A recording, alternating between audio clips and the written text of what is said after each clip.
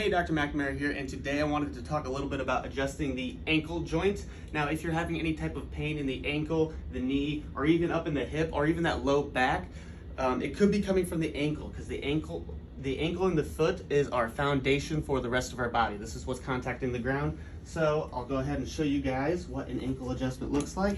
What you want to do is bring that ankle into dorsal flexion, pulling it up. Put some traction, get the end range, and just apply a quick nice thrust there. Oh, yeah. And that's how an ankle adjustment looks.